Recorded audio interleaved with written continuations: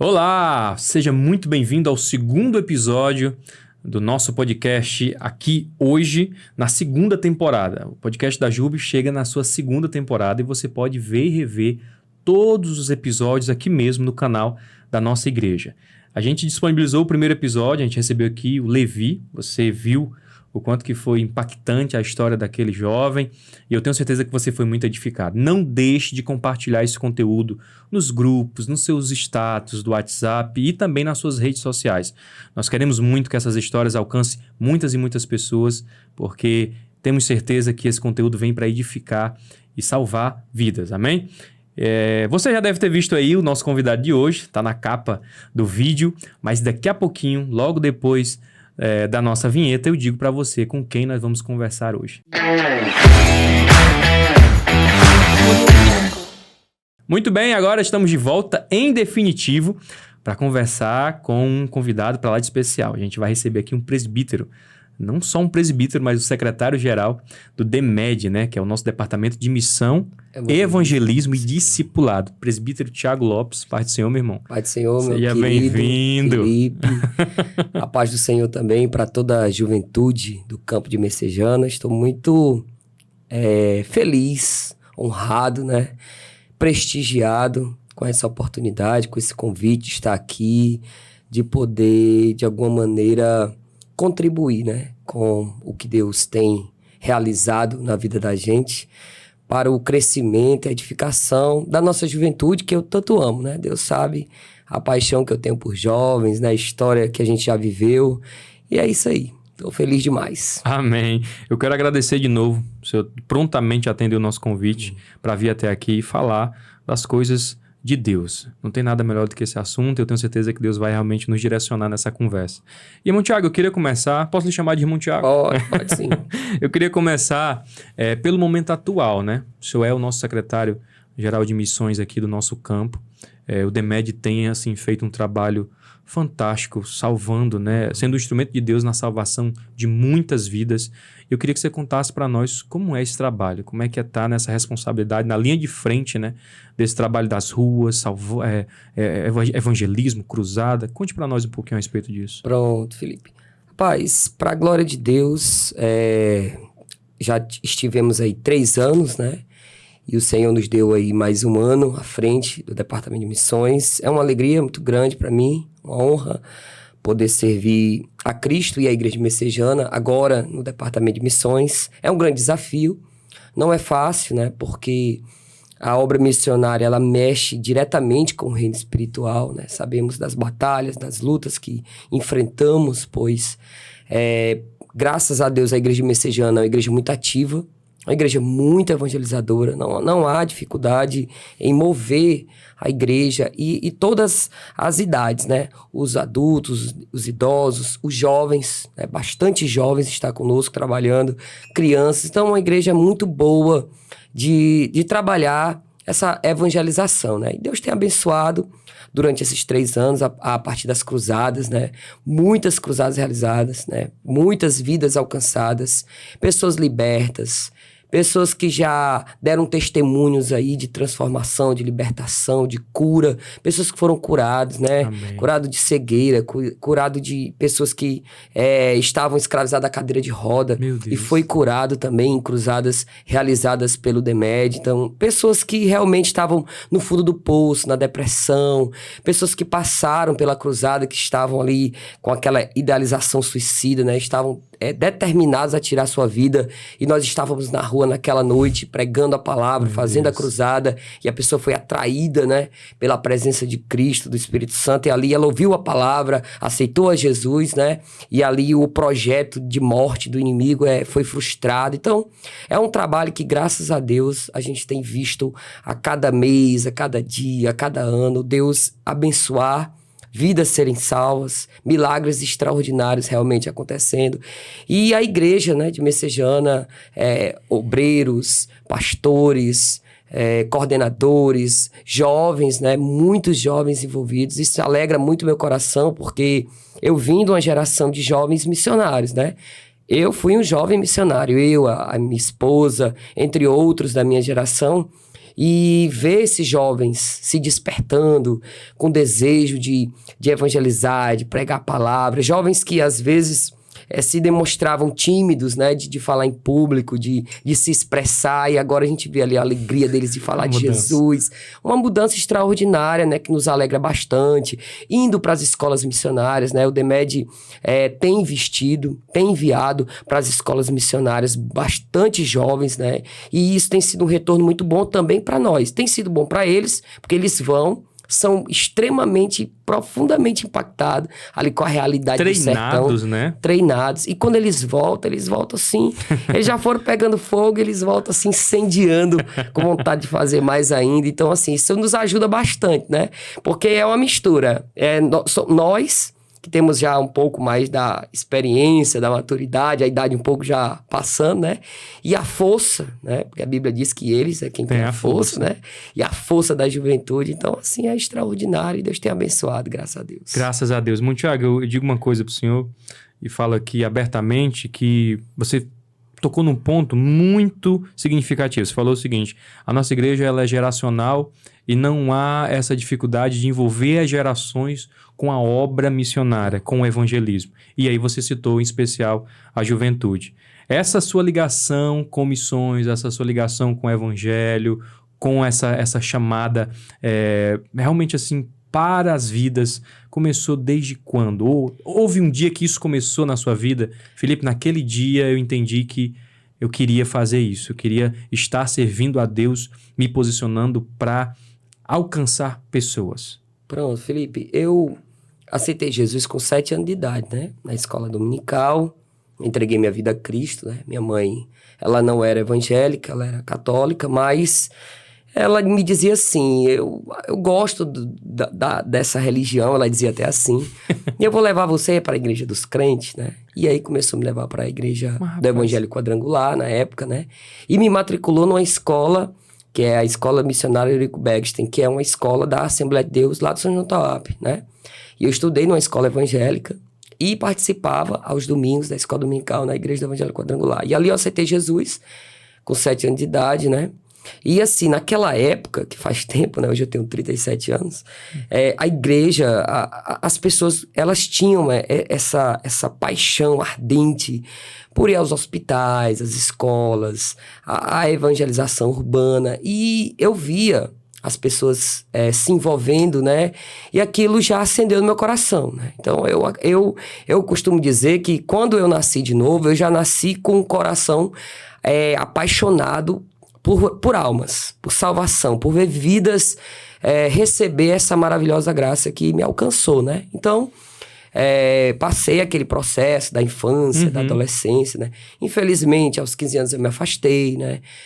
Passei um período, não foi um ano inteiro afastado, porque sofri bastante do mundo, inclusive já dei esse testemunho, né? E voltei para Cristo ainda com 15 anos de idade, né? E no meu retorno, né? Veio aquela paixão mais forte no meu coração, né? E ali eu fui me fortalecendo no Senhor, fui me preparando, né? na palavra. Aí fiz uma transição da igreja do Evangelho Quadrangular, fui para uma igreja de confissão reformada, uma igreja congregacional, né? E ali eu fui instruído na palavra. Ela tinha tem essa característica, uma essas característica igrejas, bem do ensino, Sim. né? E tal. Mas também tinha o trabalho das missões lá, né? E nós tínhamos na época, nós tínhamos uma relação muito boa com a igreja Assembleia de Deus Tempo Central lá do São João do Tauap, né? Então, acabava que no trabalho que eles faziam de cultos campais, porque as igrejas tradicionais, reformadas, elas não têm a cultura de fazer esse culto campal, essas cruzadas, né? Esse negócio é mais dos pentecostais, né? Muito. Então, a gente participava e aquilo me atraía mais ainda, né? E eu fui me envolvendo, fui participando de cursos, de treinamentos, né? E aí, quando eu fui à cidade, que eu vim embora para Messejana, né? Então, meu primeiro momento, vamos dizer assim, na Assembleia de Deus, né? Meu contato com a Assembleia de Deus, com o pentecostalismo, foi na cidade, né? Na época, o pastor Antônio José estava lá. E era uma igreja, né? Uma igreja muito missional. Uma característica, né? sim. Muito, né? E tinha um trabalho do Evangelizando Sertão, que era o envio de missionário pro sertão. Que era uma coisa, na época, muito assim... Eu lembro, ainda menino, tinha-se já esses envios missionários para o sertão, que era uma característica que você já ligava diretamente a essa igreja em Fortaleza, né? Sim. Você estava envolvido nisso já nessa época? Né? E aí me envolvia no trabalho da evangelização local da igreja e já estava ali me envolvendo, né? Porque fazia o seminário era próximo lá na época da Secretaria de Missões, então a gente já tinha uma amizade, aquela coisa toda. E o Senhor foi abençoando, né? Tive a oportunidade de ir ao campo missionário desse projeto também na época, né? Foi lá, inclusive, que eu conheci a irmã Tailana. Eu tenho até dito que eu não vou receber galardão por essa obra lá, porque Deus já me deu o galardão aqui na terra com a irmã Tailana, né? Me abençoou com ela, né? Mas espera ainda, ela estava evangelizando ou ela foi evangelizada? Ela estava no grupo dos missionários, Sim. né? Ela veio do Tempo Central, Sim. eu era da cidade, e lá nós nos conhecemos, e aí foi. O Senhor, né, nos uniu. Foi mesmo. Uma paixão missionária, os dois tinham, né? No coração naquela época, né? Tanto ela como eu, aquele amor pelas almas. Deixa eu abrir um parênteses aqui, Thiago, lhe interromper, porque toda vida que a gente fala de relacionamento aqui, o negócio fica sério, sabe? Né? Você sabe que é o que todo jovem quer, né? Encontrar alguém que caminhe em direção ao mesmo propósito, na mesma direção. E você colocou um ponto importante aí. Vocês tinham uma paixão em comum, né? Antes de se apaixonarem, vocês tinham uma paixão em comum. Isso foi decisivo? Como foi esse processo? Foi muito decisivo, Felipe, né? Na época, bem rápido aqui, eu namorava uma jovem, certo? Né? Só que foi perceptível com o tempo, né? Que nós caminhávamos para direções distintas, né? Ela tinha uma chamada de Deus para dentro do templo. E a minha chamada era para fora do templo, Olha né? só. E aquilo já estava tornando-se um conflito entre nós, né? Porque eu fazia as viagens e ela não tinha um interesse, né? Então, a gente orou e acabou que nós entendemos na direção de Deus que nós tínhamos que ir para lugares diferentes, né? E nós nos separamos do namoro e tal. Então, pouco tempo depois foi quando eu me encontrei com a irmã Tailana, nesse trabalho missionário, né? E eu orava muito a Deus, para que Deus colocasse alguém no meu caminho que tivesse uma paixão ardente por Cristo, né? Acima de todas as coisas. Segundo, uma paixão por almas, né? Pela obra missionária, uma pessoa que fosse simples, porque para amar, para ser um missionário, para estar na missão, tem que ser simples, tem que gostar da simplicidade. Porque uma hora, Deus lhe leva aos palácios para pregar o evangelho. Mas outra hora, ele vai levar nas vielas, nas comunidades, nos locais mais complexos, entendeu? E você não pode fazer diferenciação, né?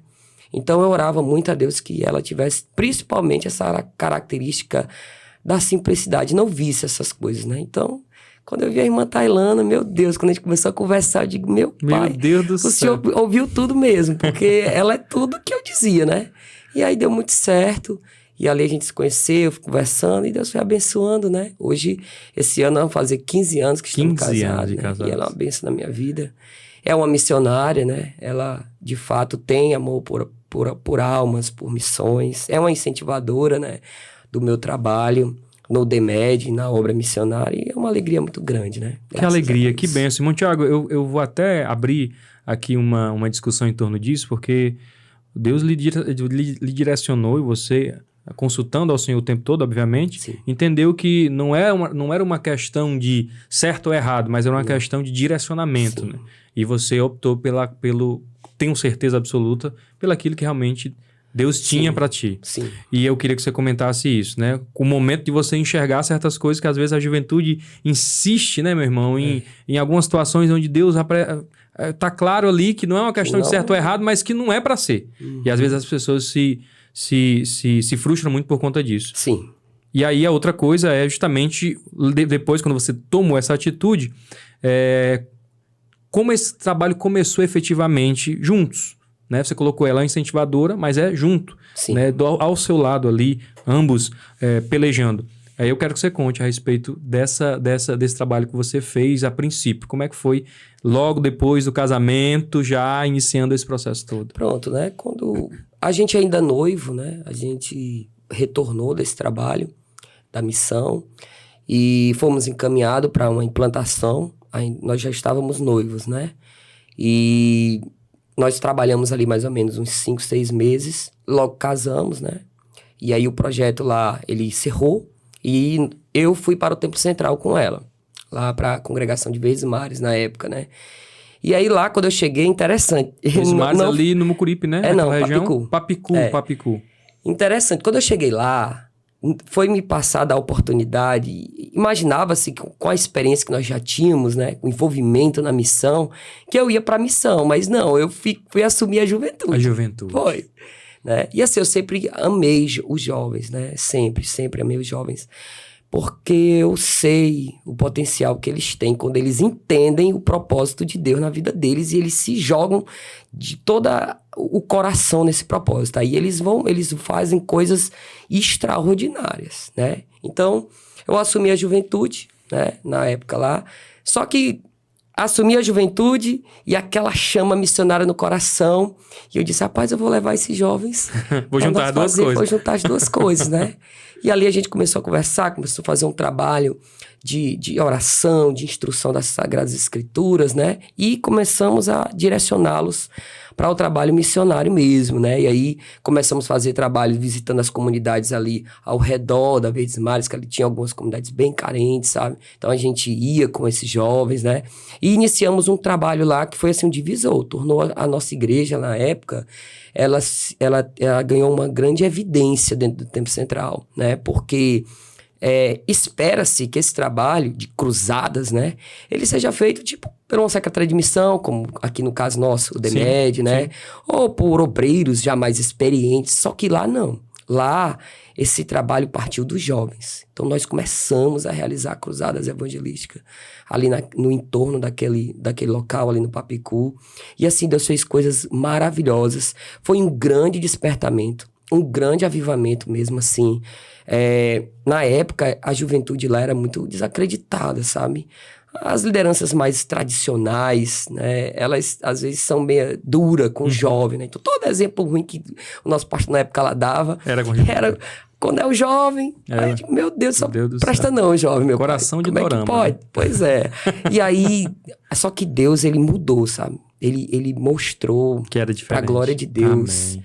Que os jovens, eles podem, quando eles querem mesmo assim ter um compromisso real com Cristo, eles podem fazer coisas extraordinárias, viu? E assim, a nossa igreja se destacou no Tempo Central na época, né? Naquela época tinha as caravanas missionárias pro sertão da Umadesse, né? Disso. Pronto. E a juventude do Verdes Mares era a maior que ia. Sempre era a quantidade maior que ia. Era o pessoal da Verdes Mares. Já era conhecido, assim, as vagas dos ônibus quase toda da gente lá, sabe? Então, assim, era um trabalho muito bom. E quando retornava das caravanas missionárias, eles voltavam com mais desejo de servir a Cristo, não só na obra missionária, mas eles participavam das consagrações, da escola bíblica, dos trabalhos de evangelismo local. Então, assim, aquilo foi extraordinário, porque mudou a vida da própria congregação. Acredito. E assim, e não só isso, pessoas ímpias na época lá, que tinha estruturas, que tinha som, nos procurou para abençoar, não nos cobrava nada pra gente fazer as cruzadas, queria fazer as cruzadas. Me lembro que tinha um rapaz lá que ele fazia sempre a virada do ano, sabe? E era assim, era patrocinado até pelo tráfico, sabe? E ele disse, rapaz, eu vi esse trabalho de vocês, Deus tocou no meu coração. Esse ano não vai ter aquela festa, não. Esse ano vai ter uma cruzada. Meu Deus do céu. Ele perguntou, Tiago, tu tem coragem de fazer uma cruzada a noite toda, até de manhã? Eu disse, mas rapaz, tu vai me dar o som e o papo? Vou. Então, pronto, é feito. Só que uma igreja só não dá para fazer, né? Então, nós juntamos várias igrejas. Na época, nós fizemos uma cruzada interdenominacional. Juntamos Deus e Amor, Assembleia de Deus, Batista, mesmo. Congregacional. Muitos profetas, levamos o pastor Didi lá para dar lugar. Rapaz, foi um movimento grande, né? Começamos 7 horas da noite, 10 horas da manhã do dia 1º, nós estávamos ainda tocando, cantando. Foi uma noite de salvação. Rapaz, foi algo assim extraordinário mesmo, né? E ali a Tailândia sempre do meu lado, né? Claro, nós éramos os líderes da juventude, eu e ela, né? E assim, me ajudando bastante, até porque ela tinha uma relação maior com eles, porque ela era de lá, né? Eu é que vinha de fora, né? E assim, ela sempre cooperando comigo ali. Deus nos abençoou tremendamente, né? Tremendamente mesmo. Na obra missionária, fizemos os trabalhos adjacentes ao redor, nos hospitais, né? No Lar Torre de Melo, né? Que é Sim, a casa dos dos idosos. Nós levamos os jovens lá.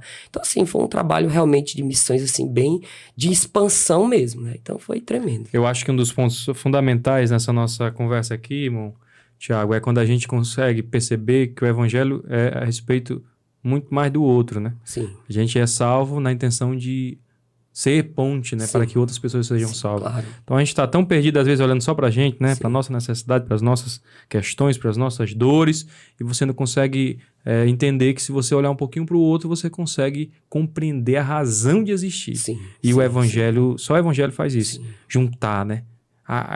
Agregar, né? Congregar pessoas na mesma visão. Glória a Deus por isso. Bom, Tiago, você sabe que aqui a nossa temática desse ano da Juvicon, né? Da nossa conferência anual da Juventude de Messejana é Faz e Refaz, né? Pautado ali no texto do oleiro divino, né? Sim. Jeremias vai descrever um pouco sobre isso. E é muito legal ouvir o senhor falar sobre isso, porque você é um senhor, mas é um jovem senhor. Uhum. Você falou, faz muito tempo. 37 anos é um menino. Ainda é muito para fazer. E aí a gente percebe que essa obra que Deus faz e refaz é constante, é perene. Nós estamos sempre na roda do oleiro divino, né? Sendo aperfeiçoado, mudado, transformado. Me fala, né? Dentro desse processo da obra missionária, lidando com o jovem, fazendo esse projeto, como foi para a tua vida? Porque a gente está nesse processo, ajudando Deus a alcançar outras pessoas, mas a gente também é mudado. Sim. Como é que foi isso? Primeiro, essa obra começa na nossa alma, né? Nós não podemos levar outro à transformação, né? Ao impacto do evangelho se antes nós não formos impactados por ele, né? Então, nesse processo até aqui, né? Nós vivemos várias circunstâncias na nossa vida, né? Que aos olhos de quem vê de fora não consegue entender, né?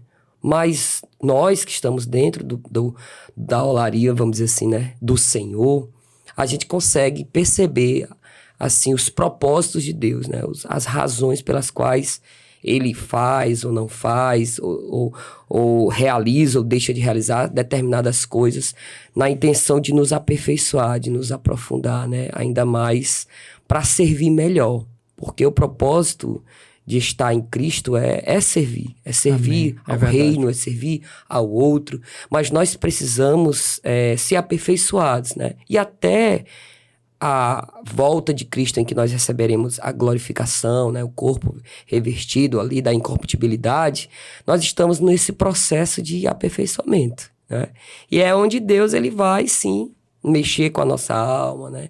Mexer com as nossas estruturas, com as nossas emoções, mexer com a nossa espiritualidade, a fim de nos aprofundar mais nele, né? Eu costumo dizer, Felipe, e eu aprendi isso, né?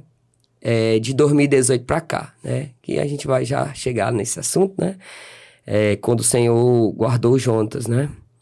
Que quando Deus ele quer nos usar de forma, assim, diferenciada, né? Distinta de outros, vamos dizer assim. Primeiro, não é porque não é meritório, não somos merecedores, é a graça de Deus. O que Deus tem na sua vida pode aparentemente ser maior do que o que tem na minha, mas isso não faz você diferente de mim. Sim. Perante a graça, aos olhos graciosos de Deus, nós somos iguais, mas é a graça de Deus, é a soberania de Deus. Ele faz com você de um jeito e comigo de outro, né? Então, eu entendo e eu aprendi isso.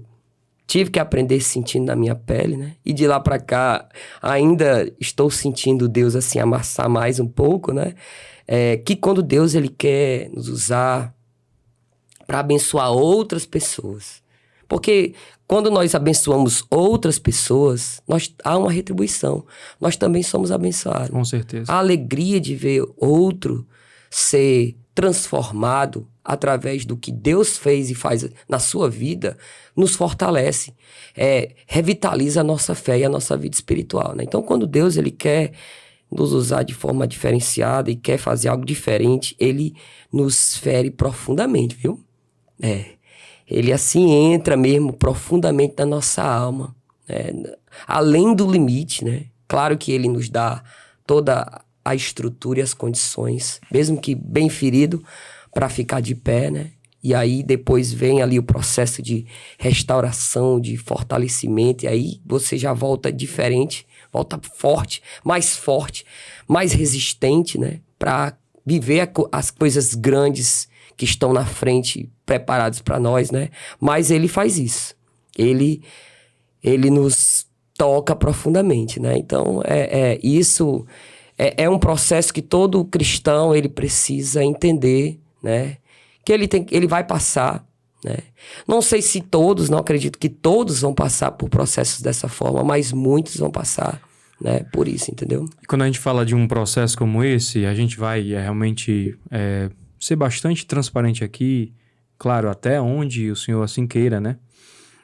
O senhor tem um testemunho muito forte, muito impactante, que aconteceu, né? Um capítulo da sua vida que, como você bem colocou, né, Deus vai fundo. Sim. A palavra diz que ele abre a ferida, ele mesmo sara, né? Uhum.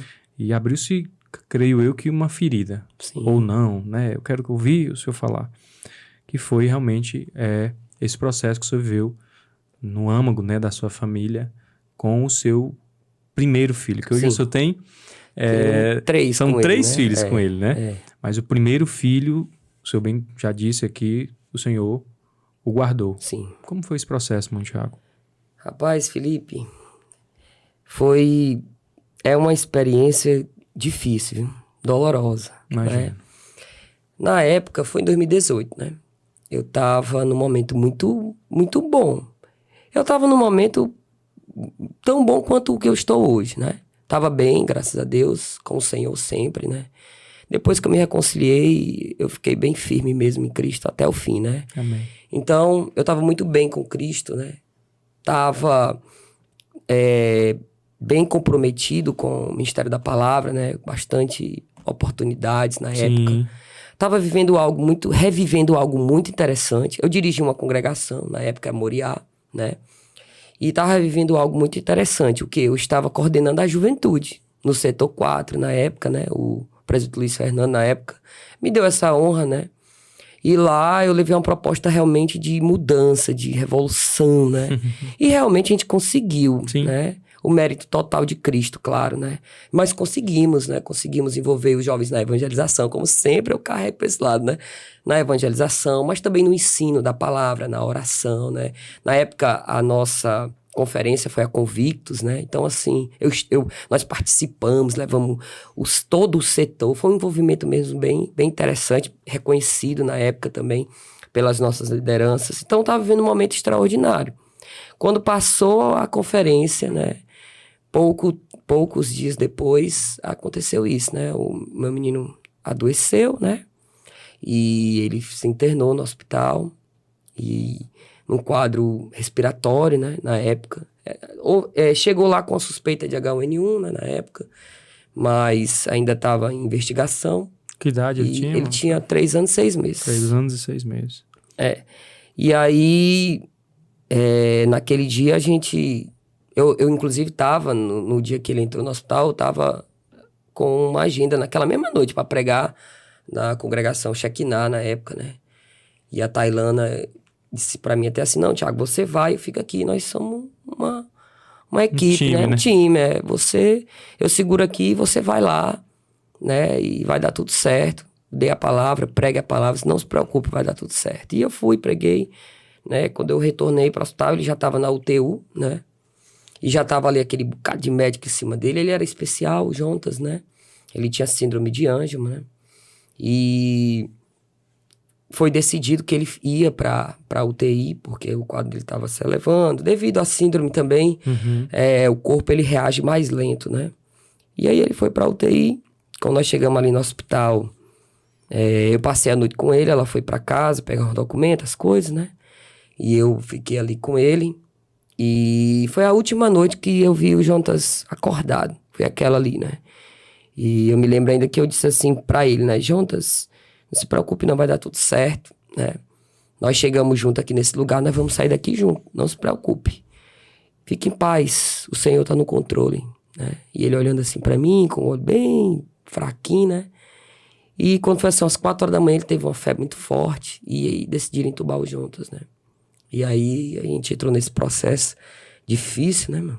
Demais. E falei com o pastor Moacir, na época, que não tinha mais condição de eu voltar para dirigir a igreja, que eu não ia sair mais dali, né? E o pastor colocou uma pessoa no meu lugar, mas disse, não, quando terminar você vai voltar, você vai dirigir a igreja, você vai inaugurar a congregação, porque nós estávamos construindo, né? Sim. Pastor Moacir bem otimista, né?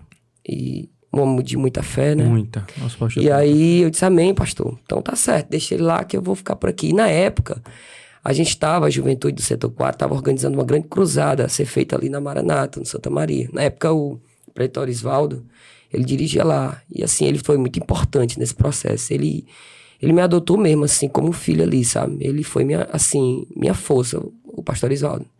Porque ele me visitava sempre no hospital, sabe? Inclusive, no dia da internação, ele foi bater lá, né? No dia mesmo que a gente entrou, ele foi lá em cima, ele orou. Então, assim, ele foi quem Deus colocou do meu lado naquela hora. Sempre Deus escolhe colocar alguém nessa hora, viu? Pra lhe dar alguém, assim, com mais experiência, né? Então, a pessoa que ele colocou foi o pastor Isvaldo. Eu devo isso a ele pro resto da minha vida, né? Amém. Então, na época, a gente tava organizando essa cruzada, sabe? Até cogitaram da gente não fazer devido às circunstâncias. Não, nós vamos fazer. Não, nós não vamos parar, não. Deus quer salvar vidas. Nós não vamos parar, né? E ali a gente ficou naquele processo, Felipe. A igreja messejana orando, né? Fui, assim, muito abraçado pela juventude naquela época também, né? Então, não só a juventude do Setor 4, tenho também essa gratidão no meu coração, a Juve, Eu né? lembro. Nós levantamos clamores e oração. Eu lembro disso. A Juve do campo inteira, sabe? Sim. Tinha muitos jovens, irmão, Felipe, que me mandava mensagem, sabe? Irmão Tiago, nós estamos orando. Jovens que eu não sabia nem quem era, nem de onde eles eram, das congregações, né? E dizer, olha, irmão Tiago, nós estamos orando pelo seu filho, vai dar tudo certo. Aquilo ali ia nos fortalecendo, né? Porque os diagnósticos que vinham dos médicos eram bem negativos, né? E essas palavras que vinham dos irmãos é que iam nos dando graça, ia nos fortalecendo, né? Ia nos dando ali, vamos dizer assim, sustentação para se manter de pé, né? Um ambiente muito difícil, né? Muitos céticos, médicos, os enfermeiros, né? Quando a gente falava de Deus, eles viravam as costas, né? E aí foram chegando também na época outras pessoas com outras crianças, né? Chegou pessoas espíritas, católicos, afastados, ateu, né? E todos dividindo aquele espaço. Todo mundo no mesmo espaço. E de certa forma, naquela mesma condição. Naquela mesma condição, né? Olha só que interessante. E aí, assim, aquela situação difícil, né? E houve um dia que eu tive que sair para justamente fazer uma evangelização, né? Tailândia, tu fica... Porque eu vou lá na Maranata, a gente vai fazer um evangelismo preparatório para a cruzada. Uhum. Naquele dia, era o dia que ia sair o resultado do exame, né? Se ele estava com H1N1 ou não. E aí, quando nós íamos sair para a evangelização, o resultado chegou, que ele estava. Aí, Felipe, eu não tive estrutura, não consegui sair. Fiquei mesmo assim, chorando, sabe? Imagina. Copiosamente. E o pastor Isvaldo ficou comigo. Né? Ele não foi também. Muitos jovens foram para a evangelização. E ele ficou comigo ali, me consolando, né? Orando por mim. Muito duro, né? Ali foi muito difícil. Eu me lembro dessa noite, foi muito difícil. E eu voltei para o hospital. A cruzada foi feita, né? Depois. Foi a outra vez que eu saí de lá. Que eu não saía. Só saí para essas situações. Né? Saí para a cruzada, dirigi a cruzada. O Senhor salvou 12 vidas. Meu né? Deus. Muitas dessas vidas ainda são crentes até hoje. De lá, da congregação, né? E isso alegra o meu coração, porque apesar de estar naquela circunstância, a gente não pode deixar as circunstâncias impedir que a gente seja bênção para a vida dos outros. Porque se nós não tivéssemos feito por causa da minha circunstância, aquelas vidas não estariam vivendo o que estão vivendo hoje em Cristo, entendeu? Então, eu não podia deixar a minha circunstância impedir que alguém recebesse a bênção da salvação, né? Então, hoje elas estão bem, graças a Deus, servindo a Cristo, né? Então foi extraordinário, foi muito bom. Mas a situação era aquela difícil, Felipe. E para resumir aqui, né? Para encurtar, eu tive que sair mais uma terceira vez para dirigir um culto de Santa Ceia lá na Moriá. Fui dirigir, preguei. E aí quando eu retornava para o hospital, Deus falou comigo. Até então, Felipe, lá dentro do hospital eu não pregava. Não pregava falando. Tô entendendo. Né? Mas... Só com a sua presença ali... Mas depois eu percebi que o nosso comportamento estava falando muito às pessoas. Meu Deus, olha só. Eu percebi isso depois, no final da história, né? E aí, quando eu retornava na BR ali, Deus falou comigo. Eu quase caio da moto, rapaz. Quando Deus falou comigo, a voz forte bradou assim na minha alma, sabe? Disse meu nome, Tiago, bem forte, sabe? E aí o Senhor disse assim, a partir de hoje eu quero que você pregue a minha palavra. Meu Deus. Porque eu te levei pra lá, pra alcançar pessoas, que eu tenho um projeto na vida delas lá dentro. Você tá lá pra isso. Meu Deus. E aí, Felipe, no momento, eu disse que não pregava não, viu? Foi, ó. Foi rapaz, mesmo. Foi corajoso, porque Deus podia ter me derrubado ali, acabado comigo ali mesmo, você né? tava numa situação... Tá, rapaz, eu fui meio... Disse, não, senhor, vou não. Eu disse desse jeito, vou não, senhor. Posso não, senhor. Porque, primeiro, senhor, eu nunca parei. Eu disse desse jeito, eu argumentei com Deus, né? Eu nunca parei. Toda a vida eu trabalhei pro Senhor, nunca nem tirei férias, nunca tirei folga, nunca botei corpo mole. Eu sempre fiz tua obra. Não fui eu que escolhi estar nessa situação. Eu tenho certeza que foi o Senhor que me meteu nessa. Meu Deus. Né? Eu dizendo pra Deus, viu? Foi o Senhor que me botou nessa situação. E eu parei agora pra cuidar da minha família. Como é que eu vou deixar ele lá de lado e vou falar a tua palavra? Vou começar a pregar. Rapaz, quando Deus deixou eu falar Deixou tudo que você eu tinha que argumentar. falar. Foi. Quando eu calei minha boca, rapaz. Aí Deus disse assim pra mim. Não é tu que quando prega a minha palavra na igreja, pro meu povo, não diz pra eles, cuide das coisas de Deus, que Deus cuida das suas coisas. Desse jeito, rapaz. Como Aí, é que ele faz aí eu isso, murchei, né? viu? Eu digo, sou eu mesmo, Senhor, que falo isso. Mas eu falo porque o Senhor manda eu falar, né? Aí Deus disse assim, pois cuide, faça o que eu tô mandando. O Jonatas é meu, ele não é seu. Eu disse pra mim desse jeito. Não se preocupe, eu estou cuidando dele. Agora você vai fazer a minha obra, você vai pregar a minha palavra. Eu disse, amém, Senhor. O Senhor sabe que o ambiente lá é difícil, que as pessoas lá são muito céticas, né? Os médicos. O Senhor sabe que no meio lá tem pessoas de outras religiões, tem um ateu entre nós, né? Que não quer nem saber de Deus, ele acha ruim quando eu falo o teu nome, né? Então vai ser difícil, mas se o Senhor puder me ajudar, me ajude só com uma coisa, amoleça só um pouquinho o coração, pra eles aceitar eu me sentar com eles, que eu falo, pra né? me falar, né? E aí o Senhor me respondeu com silêncio, nem disse sim, nem disse não, mas eu creio que Deus estava me ouvindo, que ia dar certo. E aí quando eu cheguei lá, né, no hospital, tinha uma sala lá que fica os pais, né? Uma próximo da UTI, uma antessalazinha. Qual era o hospital? O hospital da Unimed ali da regional, Guanambi, né? Sim. E aí eu disse, pessoal, é o seguinte, aí eu falei até assim, eu sei que vai ter algum de vocês aqui que não vai acreditar no que eu tô dizendo, mas não tem problema, eu vou falar mesmo foi assim. Metendo essa eu fui logo dizendo isso, Deus né? mandou. Foi, eu disse, eu vinha da igreja, Deus falou comigo que eu tinha que falar dele pra vocês. E eu quero saber se vocês aceitam, a partir de hoje, todos os dias, depois que a gente visitar os nossos filhos, eu falar de Jesus pra vocês. Aí todo mundo aceitou, de boa. Aí eu digo, eita, então Deus tá no negócio mesmo. Foi mesmo, Tiago. Foi. E aí, Felipe, eu comecei a pregar pra eles, né? Comecei a pregar, comecei a falar de Cristo, né? E ali a nossa situação, foi tão interessante que a gente foi se envolvendo de uma forma tão extraordinária com essa missão que Deus nos deu ali, a minha esposa, que a gente foi se despreocupando com aquela situação. Tinha o cuidado, é claro, ficava ali orando por ele, né?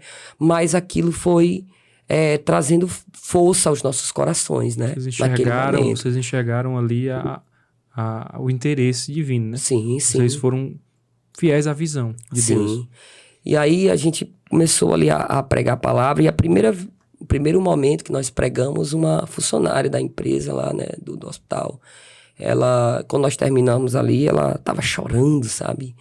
E aí eu fui até ela, perguntei se ela tava se sentindo bem e tal. E ela me disse que era afastada, que fugia de Deus há muito tempo. Meu Deus. E os crentes se escondiam e nunca imaginou que Deus ia falar com ela dentro daquele hospital.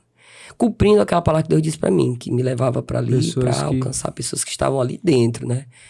E aí ela disse pra mim que ia voltar pra Cristo, né?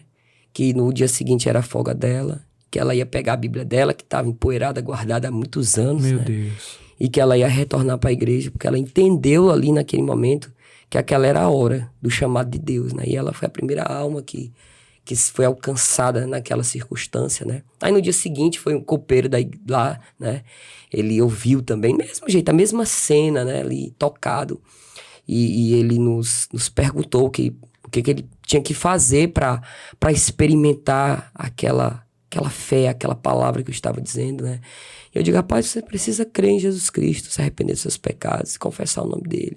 E aí ele disse, como é que eu posso fazer isso? Que hora eu posso fazer isso? Se isso você está crendo agora, e se você quer agora, é só você se ajoelhar que eu oro por você. E ele, pois eu quero agora, né? E ali nós oramos por ele. E aí foi a segunda alma alcançada para Cristo. Aí dentro do intervalo dessa circunstância, né? Começou as crianças morrer, rapaz. Meu Deus. Foi, né? E aí, assim, muito daqueles difícil, pais, né? Daqueles grupo que estavam convivendo ali, nós viramos uma família, né? E aí eu me lembro que teve um dia que morreu estava morrendo lá uma criancinha, né? Não lembro mais o nome da bichinha. Lindinha, rapaz, ela. E a mãe dela chorava demais. Eles eram do interior, né? E o hospital eles mandam um psicólogo, né? Sim, pra ficar ali acompanhando. É. Mas ela não se consolava, não. De jeito nenhum. Claro, né? Não tem como. Não tem consolo. E aí eu pedi a psicóloga pra me falar com ela, né? Deixa eu falar com ela só um minutinho. E aí eu fui assim no ouvido dela e dei uma palavra, né? Deus colocou no meu coração. E aí ela acalmou, rapaz. Ela acalmou, assim. Ela continuou chorando, mas de forma bem contida, sabe? Não era mais aquele desespero, né? E aquilo chamou a atenção dos profissionais, né? Do hospital, né? Porque Sim, bota o pastor pra falar. E aí a diretora lá da UTI chegou pra mim e disse assim, irmão, começou a me chamar assim, irmão, né? Irmão, o que foi que o senhor disse pra ela? Que ela se acalmou de uma forma assim, instantânea. Eu disse pra ela que a morte não é o fim, que ali não é o fim, que Cristo, ele é a ressurreição e a vida, e aquele que crê nele, mesmo que esteja morto, viverá. Há uma vida plena, perfeita, além dessa. É só ela crer em Cristo, entregar a vida dela a Cristo, que haverá um momento de um reencontro. Não mais de uma família, mãe e filho, mas ela vai rever aquela criança na vida eterna. Amém. E aí aquilo consolou o coração dela. E aí, depois dessa situação, Felipe, todo mundo que passava pelo momento do luto não chamava mais a psicóloga, não. Chamava irmão, ó. E aí a gente começou a pregar assim de ruma mesmo para as pessoas, né? E aquela situação minha lá dentro, né? Vivendo isso por um lado, né? Vendo vidas alcançadas, vendo vidas sendo tocadas, vendo vidas sendo... recebendo a esperança do evangelho em seus corações, né? Mas a minha situação não melhorava. Pois esse é o ponto. Não melhorava, As né? crianças elas iam, né? Partindo né? E o Senhor com o seu lar. Né? E aí, assim, eu e a Tailana, aquela situação em que Deus nos usava para as pessoas, ela nos dava força, Felipe, para ver o Jonatas naquela situação, né? Imagina. Porque o Jonatas, ele foi o filho, assim, projetado, né? Nós casamos, depois de 5 anos de casado, que era o nosso plano mesmo, era ter um filho, e aí tivemos ele. Foi por causa do Jonatas que eu vim congregar na IADM, né? Porque eu vim para Messejana, mas os meus vínculos eram com o Tempo Central. Então eu continuei congregando no Tempo Central. Quando ela engravidou do Jonatas, aí eu disse, não tem mais condição da gente sair da Messejana para ir para o Tempo Central. E aí eu fui orar ao Senhor. E aí Deus falou para mim, você precisa se congregar na IADM. Deus disse para mim desse jeito. Na IADM eu vou cumprir as minhas promessas na sua vida. O seu lugar agora é aí. Jesus. É aí que nós vamos começar.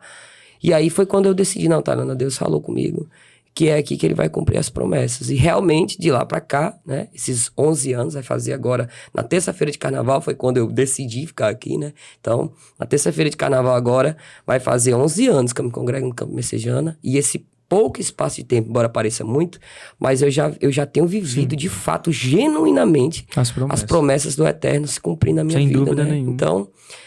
Então, o Jonatas era esse filho desejado, né? Então, doía para nós profundamente na nossa alma ver ele naquela situação, e era uma mistura de sentimento. Ao mesmo tempo que aquilo doía profundamente na nossa alma, ver as vidas, receber a esperança do Evangelho, também alegrava os nossos corações, né?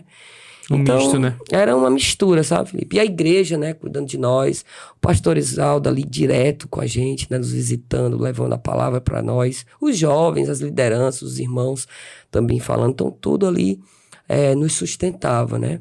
E aí, Felipe, aconteceu que Quando foi um dia, a minha esposa recebeu uma ligação de uma irmã, né? E ela ficou assim muito triste, mas não me falou, né? Não quis me falar nada. Imagino. E aí, quando foi no outro dia, assim, na verdade, no mesmo dia, depois a irmã me ligou, né? Que tinha tido um sonho, né? Com o Jontas, e era um recado que ela tinha que entregar. E eu disse, não, a Tailândia ainda não tinha me falado, né? Acho que ela ainda estava digerindo, né?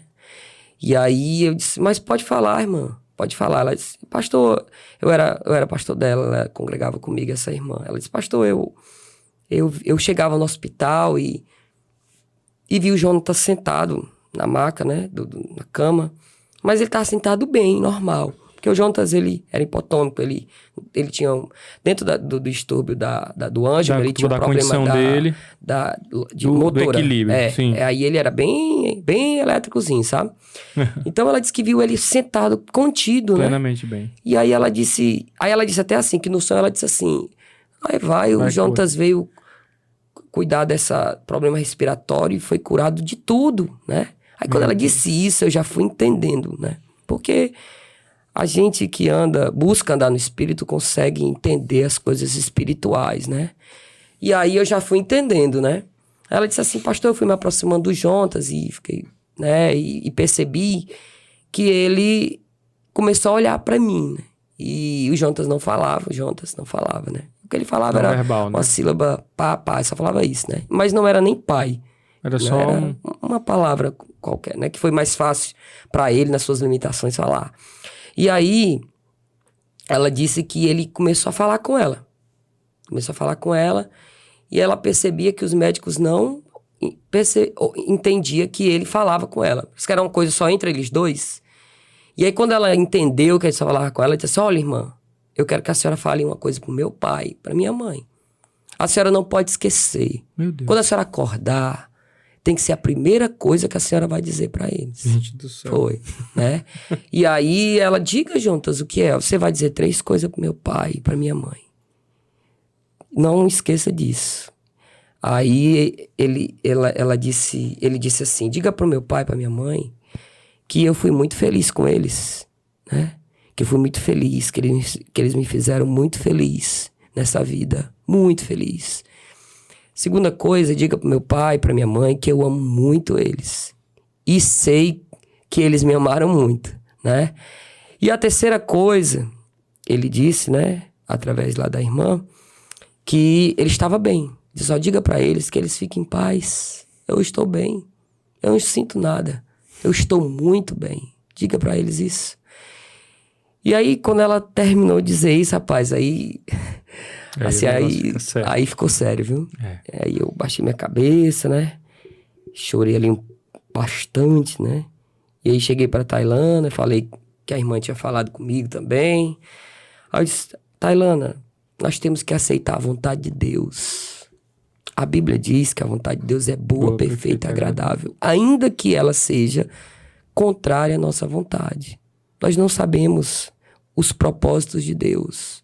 Nós só sabemos que todas as escolhas dele, ainda que desafie a nossa racionalidade, ela é perfeita, ela é a melhor decisão. Então Deus decidiu fazer o melhor. Parece que não é o melhor para nós. Vai nos fazer sofrer, mas é o melhor de Deus. Para o Jontas. E aí, de alguma maneira, que eu não sei qual é agora, mas lá na frente, talvez eu vou saber um dia, talvez vai ser um melhor para nós também, sem eu entender nada. Então, a partir de hoje, ninguém ora mais para Deus curar. Deus já curou ele. Não curou do nosso jeito, curou do jeito dele, né? E aí, quando foi no dia seguinte, Felipe, assim, às 4 horas da tarde, a diretora do hospital, né, lá da UTI, chegou pra gente, veio falar conosco, né, que não tinha mais o que fazer, que ele não mudava, né, os parâmetros já estavam altos, que ele não fazia troca gasosa, né, porque ele ficou bom da H1N1, mas ela deixou uma bactéria dentro dele, né, que não deixava ele fazer a troca gasosa. Não tinha mais o que fazer. Ele não respirava, né? Não, só a máquina jogando ar no pulmão dele, mas se tirasse já, né. E agora nem tava mais, a máquina tava mais conseguindo sustentar. Ela disse, olha, ela disse até assim, rapaz, isso é até antiético, mas se tem uma criança que eu queria que saísse daqui viva, era o seu filho. Porque esses dias que vocês estão aqui mudou a nossa vida. A médica disse, sabe? Mudou, o ambiente do nosso trabalho é outro. A vida de vocês aqui mudou tudo. A forma de vocês falar, a presença que você e a sua esposa têm.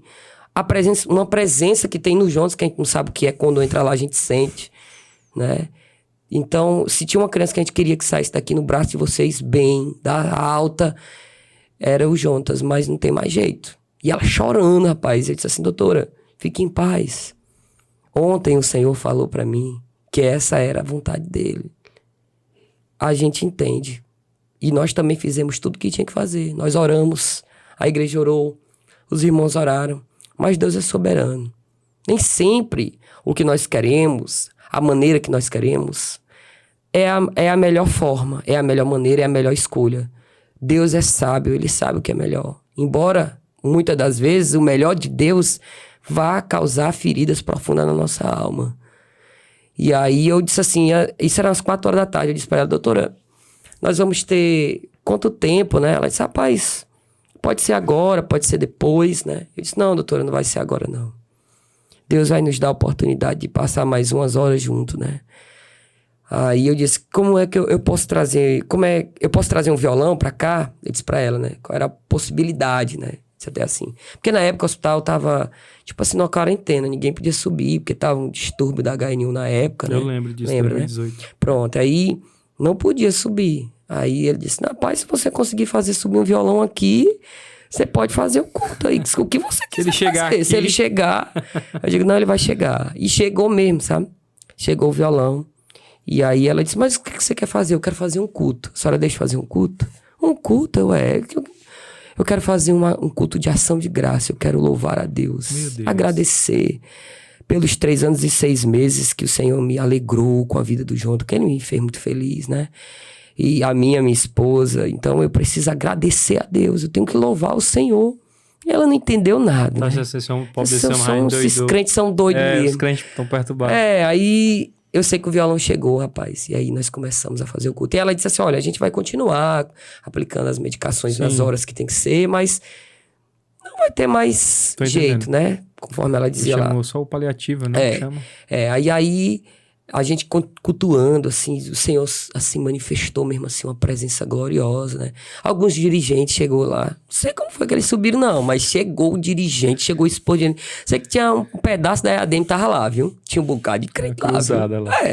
E aí, rapaz, sei que aquele ambiente, né, de oração, de louvor, de adoração, entrava os funcionários, né? Aí entrou uma enfermeira para colocar a medicação, ela nem conseguiu colocar, começou a chorar.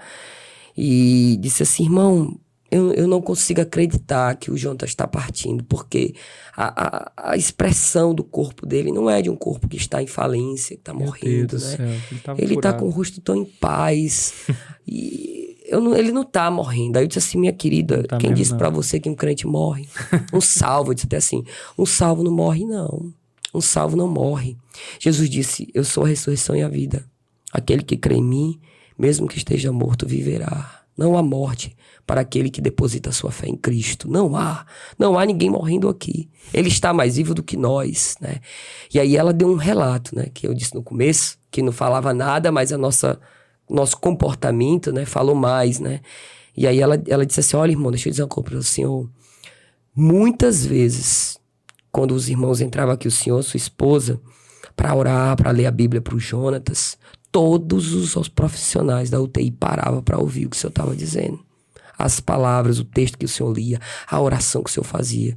E todas as vezes que o senhor fazia isso, vinha paz sobre o coração de todos nós. E o senhor sabe que é um ambiente muito tenso. Muito tenso, né? Então ela dizia assim que aquela atmosfera, né? Aquela atmosfera ali, ela mudava.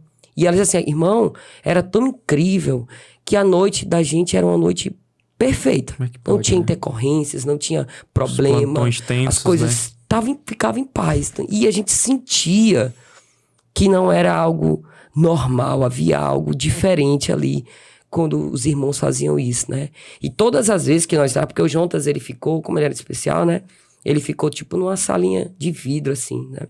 Parecia aqueles aquários da bateria. Pronto, ele ficou dentro de um negocinho daquele, né? As outras crianças ali e ele dentro daquele aquáriozinho. Então, elas tinham que entrar lá para poder dar as medicações. Então, elas diziam, irmão, quando nós entrávamos aqui, a gente percebia a diferença que era diferente. Havia algo aqui dentro. Era como se tivesse algo além dele aqui. Eu disse, mas estava alguém aqui. Está alguém aqui, além dos Jonatas, né? Então, assim, ela ficou muito tocada, né? Então, aquele momento ali, e as horas foi passando, né? E aí, assim, mais ou menos próximo às 10 horas, né? Vou aqui acelerar para não demorar mais.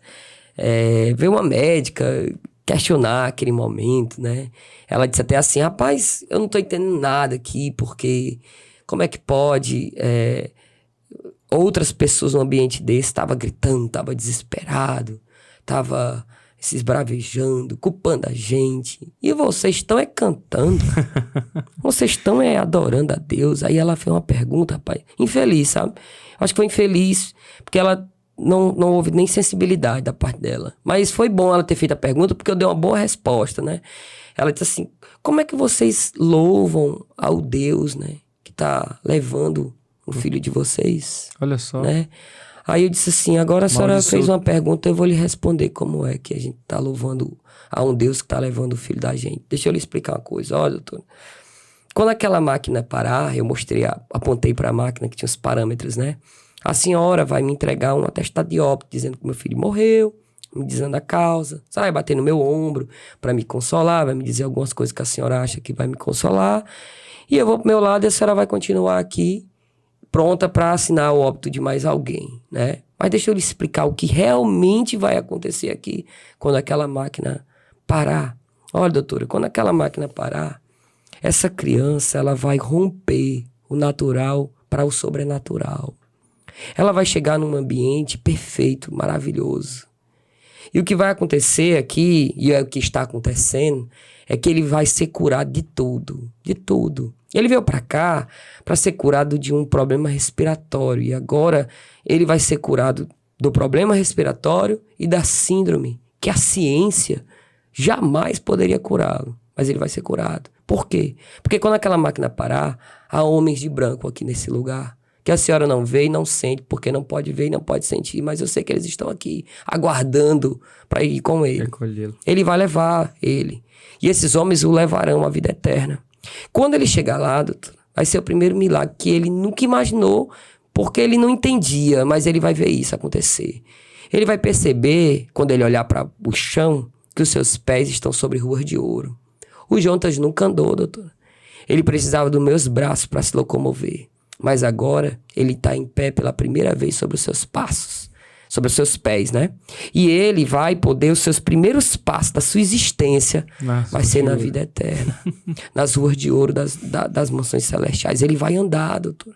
E quando ele caminhar um pouquinho lá dentro daquela cidade, que ele vê as coisas belas e maravilhosas daquele lugar, ele vai ver um coral cantando ao Senhor. E aí ele vai perceber outra coisa que ele também não podia, e a ciência jamais vai poder fazer por ele. Ele vai perceber que ele pode falar, que ele vai poder falar. E sabe qual vai ser as primeiras palavras que o meu filho vai falar depois de 3 anos e 6 meses de vida? Santo, santo, santo, santo é o Senhor dos Exércitos. Vai ser as primeiras palavras que ele vai dizer, doutora, quando aquela máquina ali parar. E lá não haverá mais dor, não haverá mais preocupações, não haverão mais lágrimas. Ele não vai precisar mais de um neuropediatra, de um terapeuta ocupacional, não vai precisar mais de um pediatra, não vai mais precisar de um hospital. Um dia eu e a senhora provavelmente nos encontraremos deitados numa cama dessa. Ele nunca mais. Porque agora tudo se fez novo, doutora. É por isso que nós louvamos ao Senhor. Porque para a senhora a esperança se acaba aqui. A vida se acaba aqui. No papel que a senhora vai me entregar.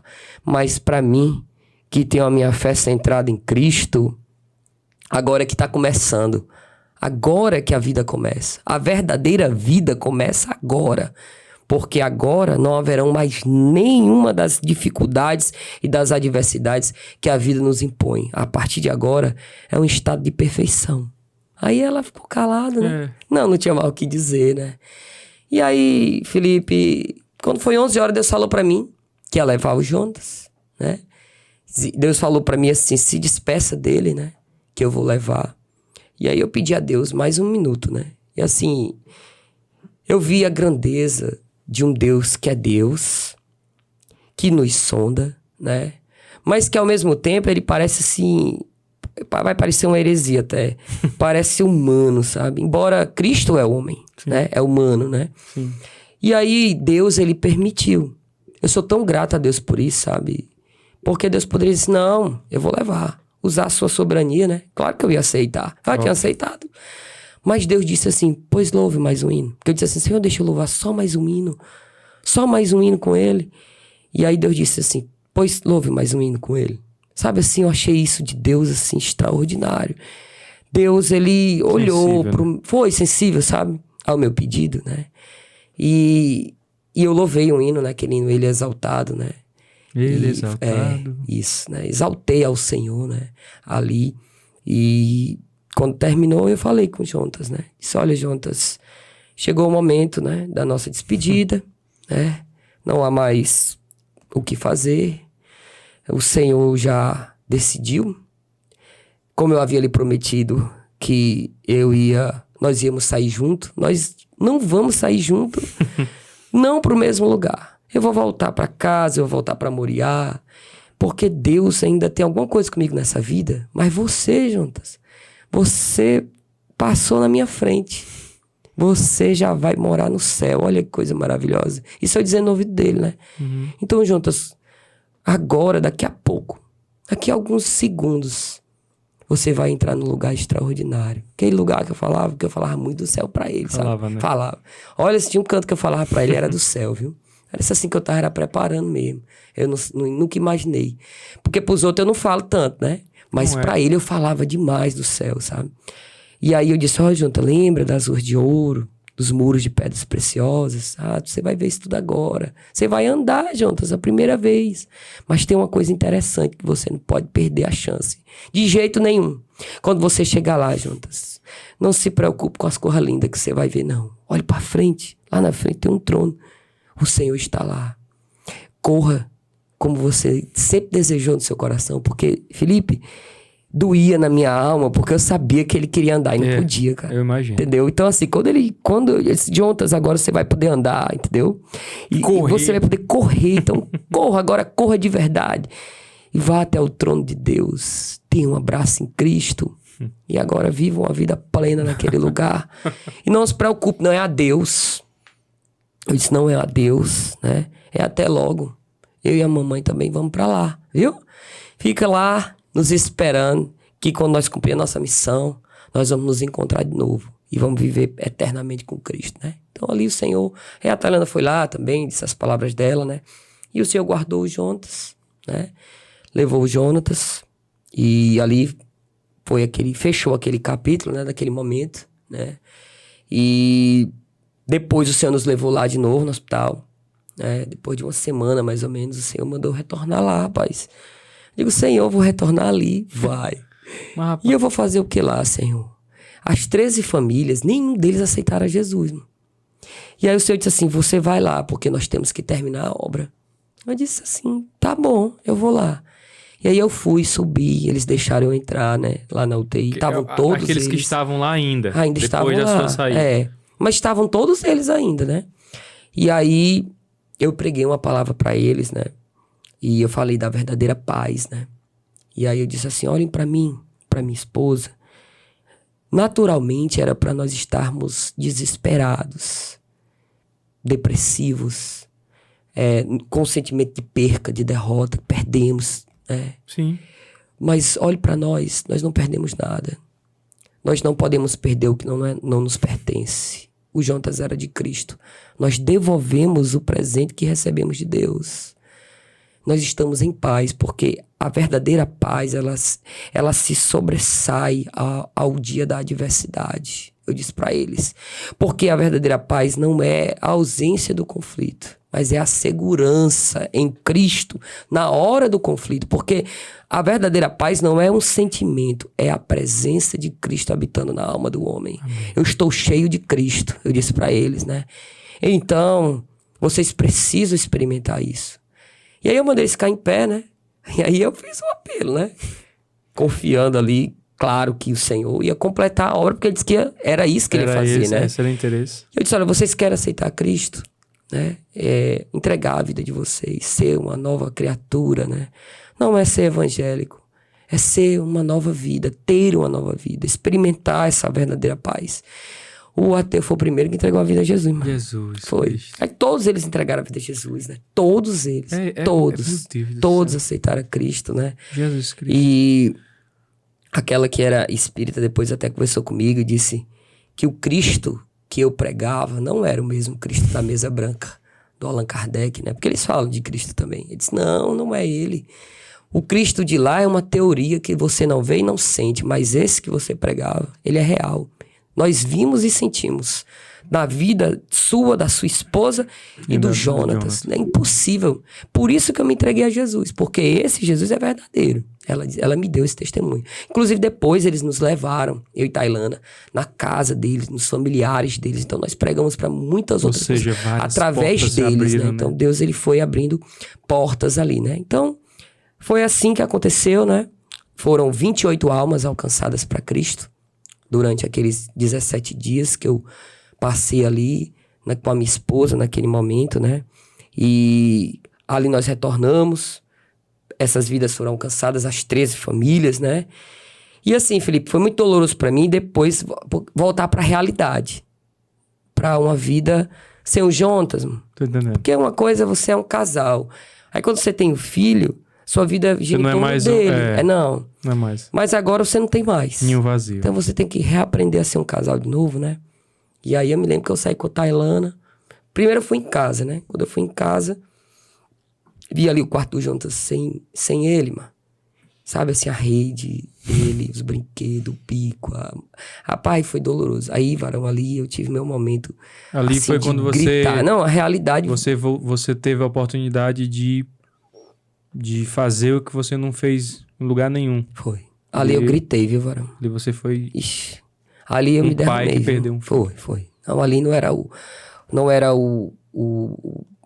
pregador, o missionário. Não, era o irmão Tiago, o pai do Jonatas. Exatamente. Rapaz, aí eu gritava, viu, mano? Gritava, nunca senti uma dor que nem aquela, mano. Perfurou a minha alma mesmo, assim. Ali eu sentia a perfuração mesmo, sabe? Imagina. E aí eu só dizia assim, eu não sou mais pai, assim. Não sou mais pai, não sou mais pai, não sou mais pai. Eu dizia isso direto na hora. Chorava e dizia isso, sabe? Eu chorava aqui, sabe assim, suei, sabe? E aí, voltei pra casa, lá onde eu fiquei na minha sogra, né? Saí com Tailana naquele dia, disse, no dia do enterro, né? Tailana, a gente precisa pedir a Deus força pra viver só nós dois, né? E continuar fazendo a obra. E agora a gente vai mergulhar com força mesmo, né? Na obra, não vamos parar não. Porque o Senhor nos deu o sinal de que Ele tem muita coisa para fazer através da nossa vida, né? Para abençoar muitas outras pessoas. Porque se Ele abençoou pessoas através de nós, né? Nessa situação, agora Deus ele vai nos fortalecer para fazer mais, né? E ali nós saímos decididos de entrar mesmo com força, né? E aí nós voltamos, reassumimos a igreja, reassumimos a coordenação da Juve. E aí, aqui chega o final da história, né? Eu fiz um trabalho evangelístico com toda a Juve do Setor 4, na Beira-Mar, né? Eu disse, olha, nós vamos fazer um trabalho lá. Nós não vamos falar a palavra para ninguém. O Senhor me deu essa direção. O Senhor disse assim, o Senhor me disse assim, vocês vão sentar, cantar, e eu vou atrair os pecadores. Foi isso que eu fiz. Eu disse, olha, nós vamos fazer um circo bem grande, né? O presidente Luiz... Pois é, eu acho que eu lembro disso. Eu acho que eu lembro desse dia e dessa ação mesmo. Foi. E aí o presidente Luiz até na época foi, né? Ele levou uma palavra para nós. E ali nós nos sentamos, louvamos. Realmente, muitas pessoas não crentes, afastados, né? Se reuniu ali conosco, né? E aí assim, quando eles se juntavam a nós, ouvia os louvores, pessoas chorando e tal. E a gente ia ali e falava de Cristo, né? Mas aí veio um morador de rua, rapaz. Ele era um morador de rua, era usuário de droga, né? E uma pessoa improvável, aconteceu o que aconteceu, né? Ele ficou ali próximo, né, de umas jovens e tal, e aí eu me cheguei nele, né? Porque a gente tem que ficar sempre ali como líder, né? desperto em relação a tudo. E eu me cheguei nele, trouxe ele pra perto de mim. Aí ele começou a contar a história dele, que era um diácono da igreja, que tinha caído no mundo das drogas, e que ele e a família dele toda caiu naquela vida, que tava naquela desgraceira toda, né? E começou a pregar pra mim, que todo desviado é assim, né? Pra evangelizar ele, ele te prega pra ti primeiro, né? E aí começou a pregar pra mim, eu ouvindo ele pregando e tal. E aí, rapaz, eu sei que terminou aquela situação toda, né? Aí eu abençoei ele lá, ele me pediu uma ajuda, eu dei. E aí eu dei as costas para ele, né? E quando eu dei as costas para ele, deu uns 5 passos, mais ou menos. Deus disse assim, volte, você não fez tudo o que tinha que fazer. Você vai orar por ele. Você vai dar um abraço nele. Meu abraço. Deus disse, o meu abraço nele. Né? Meu abraço Foi, nele. Deus disse assim para mim, né? Eu nem gostava disso, que às vezes a gente ouve um outro. Não, aí Deus lhe abraçando. Eu sempre falava contra isso. Mas aí Deus foi me botando nessa situação. Mas, é assim que ele faz. Como é que Deus mete a gente em cada coisa? Ele faz assim. Aí eu disse, rapaz, é o seguinte, eu tenho que orar por ti, eu não fiz a obra completa, não. Ele, pois ora, irmão. Eu orei por ele, né? Abençoei ele, a filha, a esposa, né? E aí eu disse, rapaz, eu tenho que te dar um abraço. Eu nunca vou me esquecer do que ele disse. Ele disse assim, irmão, quem que quer um abraço a um lixo que nem eu? Aquilo assim... Sempre que eu falo isso assim, eu sinto uma dor no meu coração, sabe? Que é isso que muitos deles se sentem, né? Perante a sociedade. Invisíveis, né? Invisíveis. Eu disse assim, não... Eu disse assim pra ele, olha, talvez muitas pessoas não queiram lhe abraçar. Talvez até pessoas que estão aqui comigo. Talvez até eu não quisesse. Mas Cristo é diferente de todos nós. Ele não vê o que você... A sua situação, como você está agora. Ele lhe ama.